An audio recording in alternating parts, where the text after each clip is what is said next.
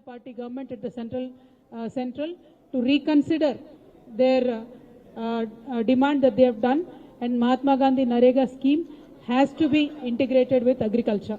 Otherwise, we see a lot of protests happening among the farmers.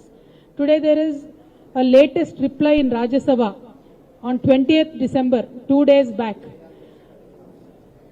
Once again establishing that the Bharatiya Janata Party is a pro-corporate, including the scheduled commercial banks and the public sector banks, both of them put together.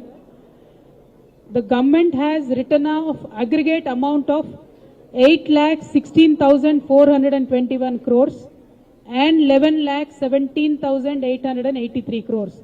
Both of them put together 19,40,000 crores of loans of corporates have been waived off in this country.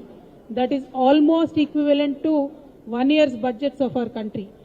My sincere request to the people of this country, we should now realize that the people, the government, the party which claimed that they will be chowkidars in this country were sleeping while these corporates were looting this country and going away. We do not need sleeping chowkidars. We need zimmedar netas in this country to make sure that the wealth of this country stays in this country.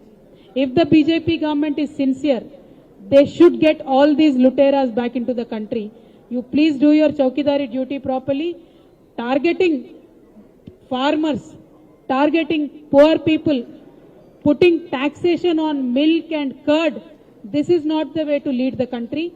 As BRS, our stand is we support the farmers. We demand that the Bharatiya Janata Party support the farmers and take back the Mahatma Gandhi Narega, whatever has been given to Telangana under the agriculture scheme. It should be retained as it is, and whatever demand that the Bharatiya Janata Party constantly makes that we should put meters in our farmers' farms is also not going to happen. So this anti-farmer demands by the Bharatiya Janata Party government should be taken back, and you should stand up with the farmers of this country. This is our demand.